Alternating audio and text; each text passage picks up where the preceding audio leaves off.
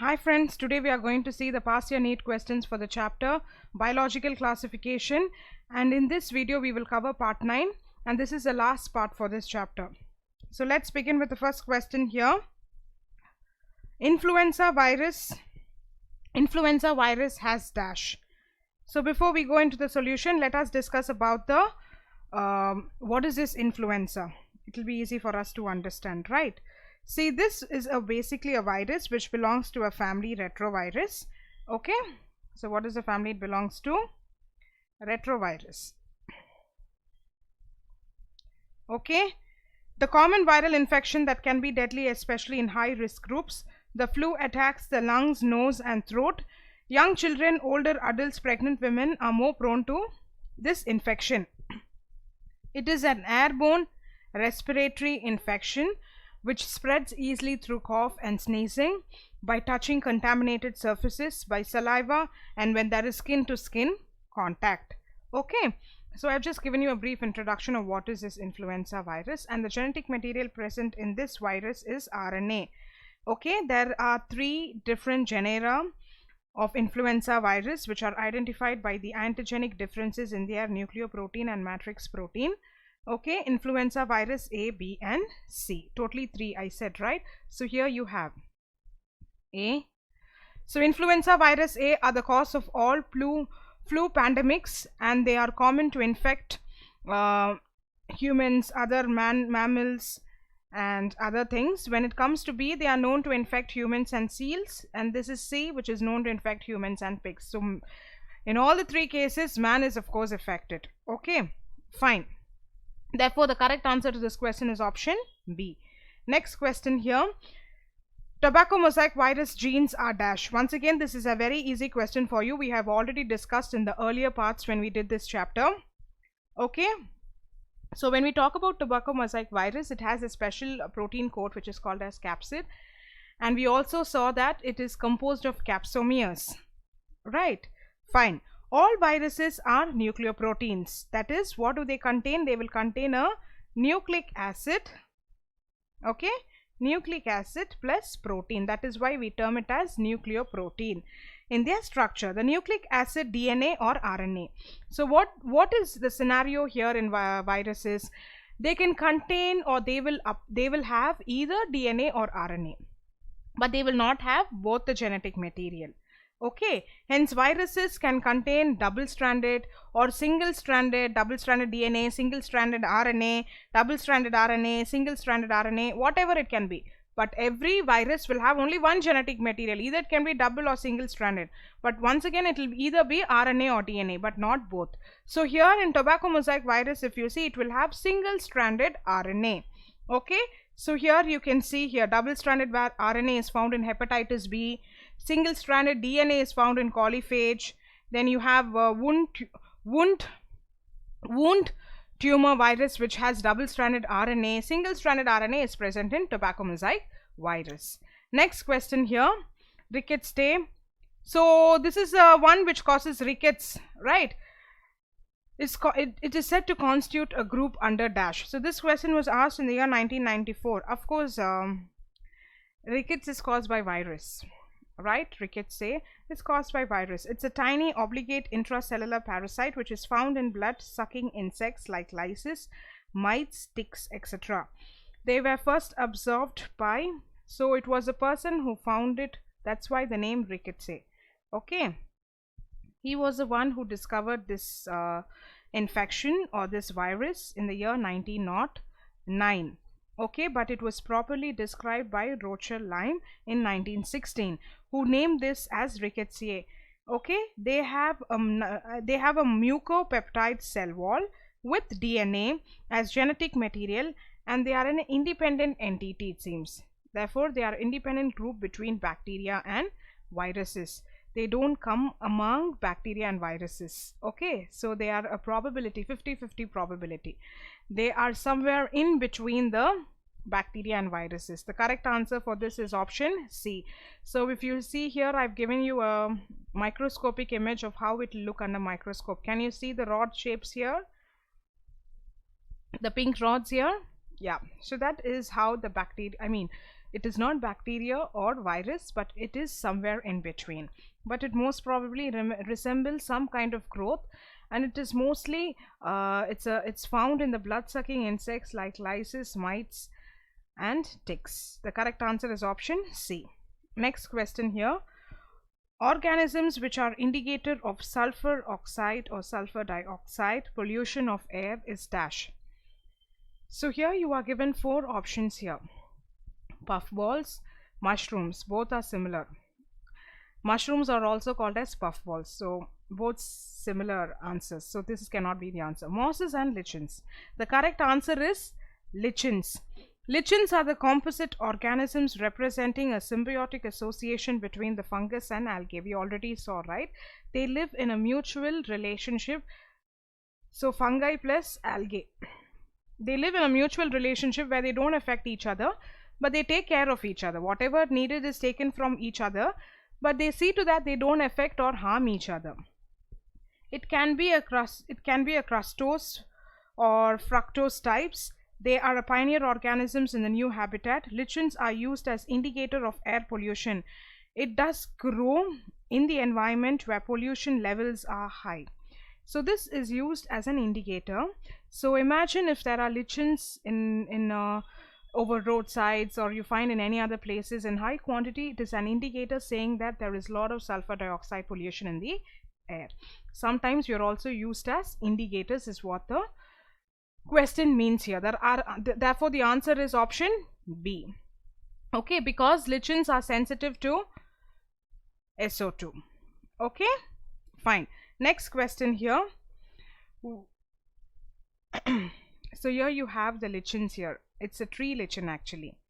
Okay, this is how lichens look when they grow on tree barks of the trees. Okay, next question here.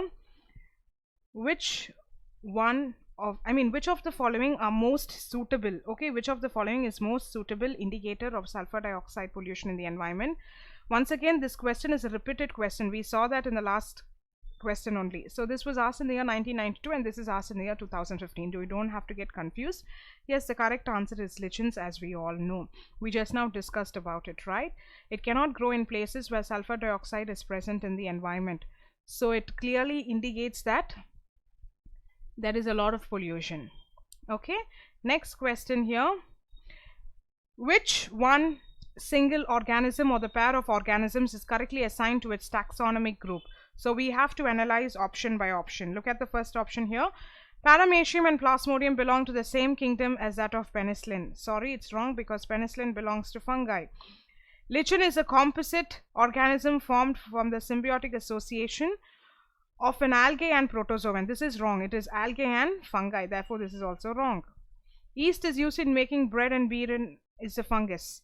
Nostoc and Anabaena are examples of protista. This is also wrong. The correct answer is option C. Yes, of course, we use it for yeast for fermentation processes, right? So it is used in making bread and beer is as a fungus. Yes, the right answer is option C. So the commonly used yeast is Saccharomyces cerevisiae. It is a yeast that is used in making bread. It is also called as baker's yeast, and it is a commercial production and also used in the commercial production of ethanol. So while rest of the things, if you see, Paramecium and Plasmodium, while penicillin belongs to fungi, as I already said, Paramecium and Plasmodium are of animal kingdom. Lichen is a composite organism which is a combination of algae plus fungi, and Nostoc and Anabaena are examples of the kingdom Monera. Okay, therefore the correct answer to this question is option C. Next question here. There exists a close association between algae and fungus within the lichen. The fungus is dash. Okay, so what is the work of the function here is the question. So already as said, lichens are living in mutual relationship. That is, they serve each other. They don't affect each other or harm each other, but they live in an understanding. Whatever is needed, they are taken from each other and they live in a very good understanding. Okay, lichens are composite organisms formed by the symbiotic association between the fungus and algae. So what does it do? What it does here, the fungi will provide protection, anchorage and absorption for the algae. Okay, See, the food for fungi, as I already said, algae is autotrophic. You have to clearly understand this here.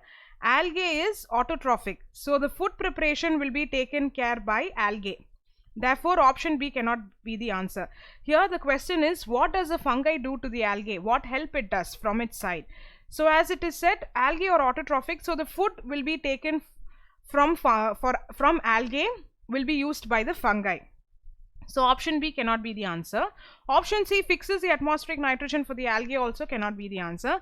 Releases oxygen. See, only fungi undergoes any metabolism, and if it can actually have some contact with the atmosphere, only then it can survive. But here if you see, algae is already autotrophic. It has pigments in it which is responsible for the photosynthesis to occur, and it will prepare the food. So what is the extra work? What is the work from fungi to the algae? If you see, it will provide protection, anchorage and absorption for the algae. Therefore the correct answer is option A. Next question here. Lichens are well known combination of dash. So this is again an easy question for you. We all know when we talk about lichens, the first thing that you have to remember is a symbiotic relationship that they exhibit. Yes, the correct answer is D, symbiotic relationship with alga. So here lichens are composite of organisms formed by the symbiotic association between a fungus and alga. A saprophyte is an organism feeding on dead decaying matter, so it cannot be saprophytic. Parasites live inside host, and epiphyte are the plants growing over another plant. So they have given you an explanation for each and every option, so you don't have to worry. The correct answer is option D. Next question here. Most of the lichens consist of dash. Okay. Most of the lichens, if you see, you're given 4 options here: blue-green algae, basidiomycetes, ascomycetes. Say for sure it is blue-green algae, but in combination it is also formed with ascomycetes. Okay, the correct answer is option B. Lichens consist of predominantly blue-green algae and ascomycetes. You can see to your right side of how the lichens are living in association with it, right? You have the fungi over it growing, and you have the lichens underneath.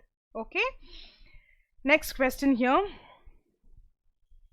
Which one of the following is not true about lichens? Which one of the following is not true about lichens? So we'll analyze one option by option. Their body is composed of both algal and fungal cells. Okay. Some form food for reindeers in Arctic regions. Okay. Yes, it's right. Some species can be used as pollution indicators. This is also right. So this is right, this is right, and this is right. Option A is also right.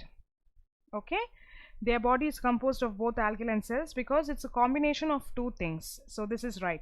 Some form food for reindeers in Arctic regions. Yes. When they can survive rare conditions, at that time they provide food for the animals that survive in that region. Some species, as I already said, lichens are used for sulfur dioxide indicator, right? So this is also right.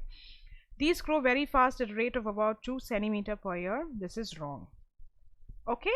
Therefore, the correct answer is option D. Lichens are composite of organisms formed by the association between fungus and the photosynthetic symbiotin, which is the algae.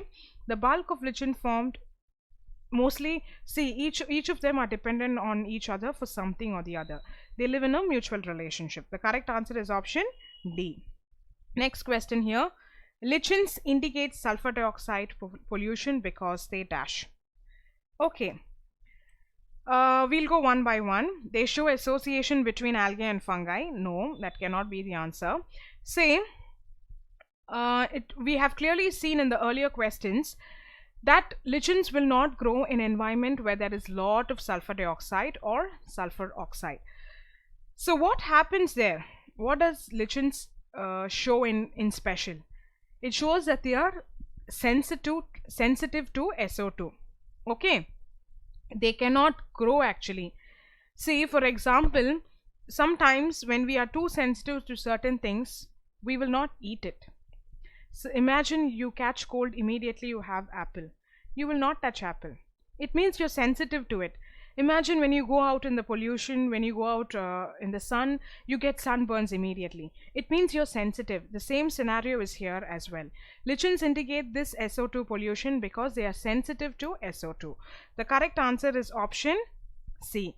Lichens typically grow in harsh environments in nature. Most lichens, especially epiphytic fructicose, fructicose or fructicose, you can call it as fructicose, and those containing cyanobacteria are sensitive to the manufactured pollutants, hence they are widely used as pollution indicator organisms.